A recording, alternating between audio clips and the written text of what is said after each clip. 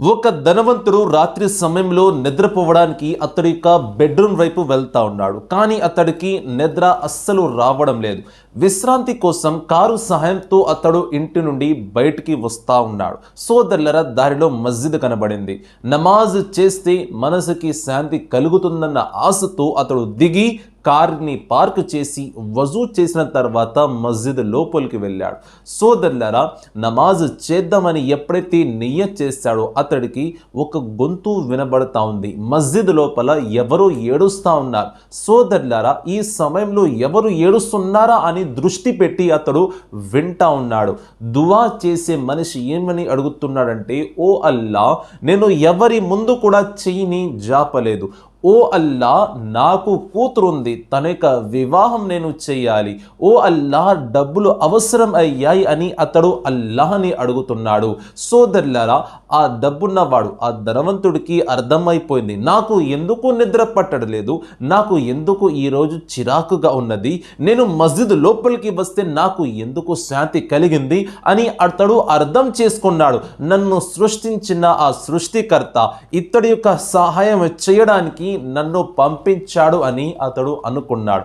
సోదరులారా, దాని తర్వాత స్వయంగా ఈ ధనవంతుడు ఆ పేదవాడి దగ్గరికి వెళ్ళి అంటున్నాడు, మీరు బాధపడమాకండి, అల్లాహ్ నన్ను పంపించినాడు, నేను తప్పకుండా మీ యొక్క సహాయాన్ని చేస్తాను.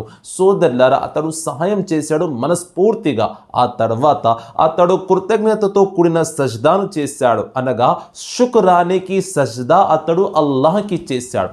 ఇప్పుడు ధనవంతుడు పేదవాడితో అంటున్నాడు, ఇదిగోండి నా విజిటింగ్ కార్డు తీసుకోండి, ఎప్పుడైనా సహాయం కావాలనుకుంటే నా అడ్రస్ దగ్గరికి వచ్చేయండి, నాకు ఫోన్ చేయండి అని అతను అన్నాడు. సోదరులరా, పేదవాడు ఆ విజిటింగ్ కార్డుని తిరిగి ఇచ్చేసి అంటున్నాడు, నాకు మీ అడ్రస్ యొక్క సహాయం అక్కర్లేదు, నా దగ్గర ఆల్రెడీ ఒక అడ్రస్ ఉన్నది, ఈ యొక్క అడ్రస్లో నేను వెళ్ళి నేను ప్రాధేయపడినట్లయితే పెద్ద పెద్ద ధనవంతులే నాకు సహాయం చేయడానికి వస్తారు, అనగా నేను అల్లాహ్ ముందు ప్రాధేయపడినట్లయితే మీలాంటి ఎంతో మంది అల్లాహ్ నాకు సహాయం చేయడానికి పంపిస్తాడు.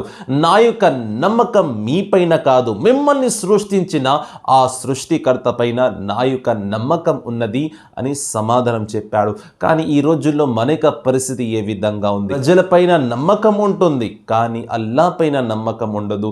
సోదరులారా, ఈ యొక్క సమస్యను మనం కొని తెచ్చుకున్నాము. ఆ సమస్యని దూరం చేయడానికి మనుషుల్ని ప్రాధేయపడతాము, కానీ అల్లాహ్ని ఎప్పుడు కూడా మనం అడగము, ప్రాధేయపడము. మనం ఒకవేళ మనస్ఫూర్తిగా అల్లాహ్ను కోరినట్లయితే అల్లాహ్ తప్పకుండా మనకి ఏదైతే మంచిదో అది ప్రసాదిస్తాడు. కానీ అడగడం నేర్చుకోండి. ప్రజల యొక్క మనసులు మారుతూ ఉంటాయి, కానీ అల్లాహ్ ఎప్పుడు స్థిరంగానే ఉంటాడు, తన మాట మీద నిలబడి ఉంటాడు. ఆ పేదవాడి యొక్క నమ్మకం చూడండి, నా నమ్మకం మీ పైన కాదు, మిమ్మల్ని నన్ను సృష్టించిన ఆ సృష్టికర్త మీద ఉంది అని చెప్పడం జరిగింది.